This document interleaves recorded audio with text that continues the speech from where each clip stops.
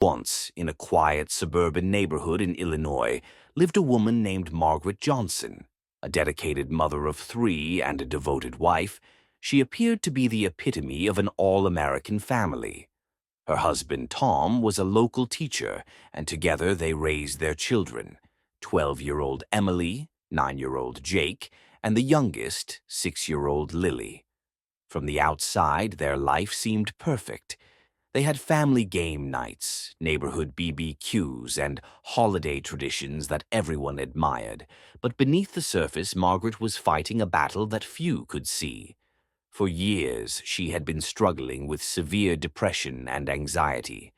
The pressures of motherhood, compounded by financial difficulties, and her husband's exhaustive work schedule, took a toll on her mental health. Despite attending therapy and taking medication, Margaret felt trapped in her life, suffocated by expectations and her deteriorating state of mind. In the weeks leading up to the tragedy, Margaret's mental health significantly declined. What once was a whisper of despair turned into a deafening roar.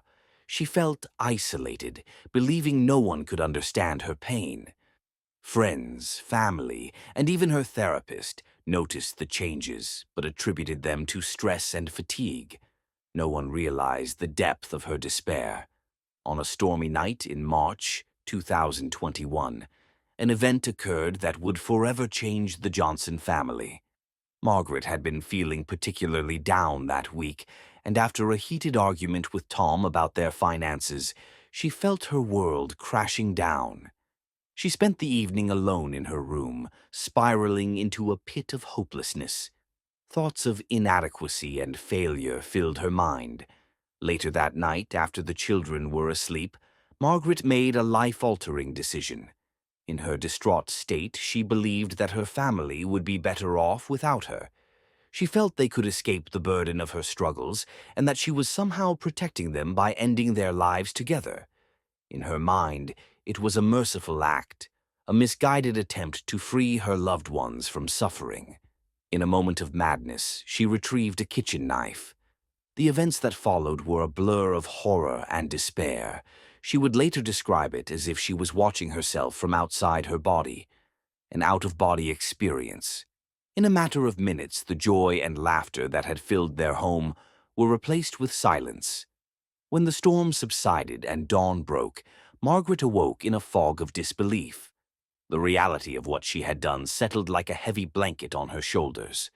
Overcome with shock and remorse, she called 911, her voice shaking as she confessed to the operator, "I've hurt my family. I think they're gone." When the authorities arrived, they found the disturbing scene.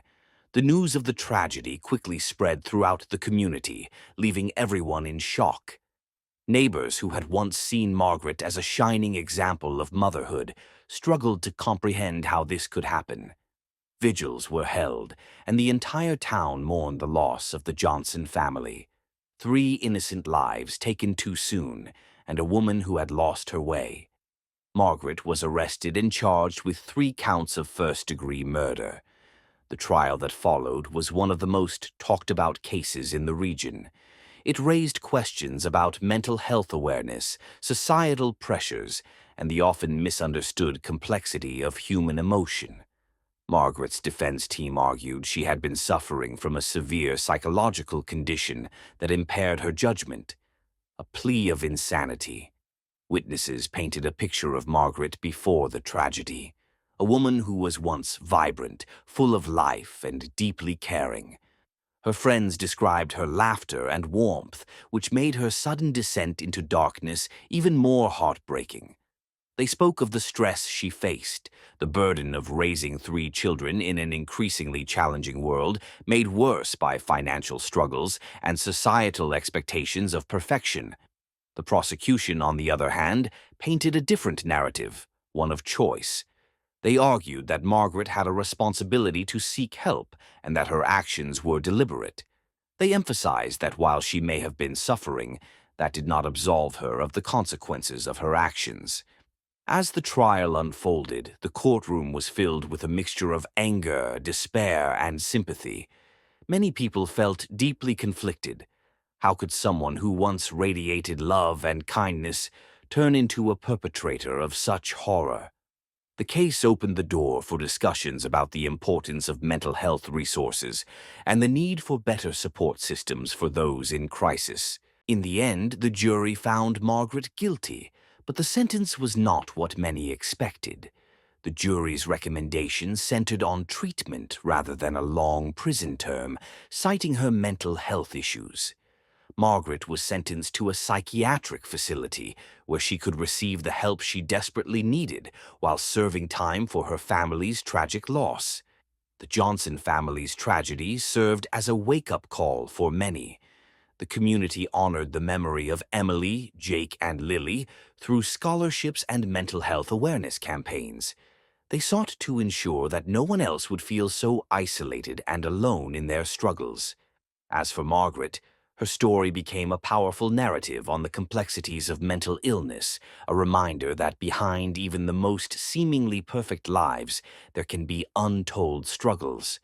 In the years that followed, her case led to enhanced initiatives for mental health support in schools and communities, forever changing how people talked about and handled psychological wellness. While the scars of that tragic night would never fade, the hope remained that from such darkness could come understanding and empathy. The story of the Johnson family would serve as a cautionary tale, a reflection of the importance of reaching out and the dire consequences of unaddressed mental health issues. It was a reminder to the community that sometimes the help needed was just a conversation away.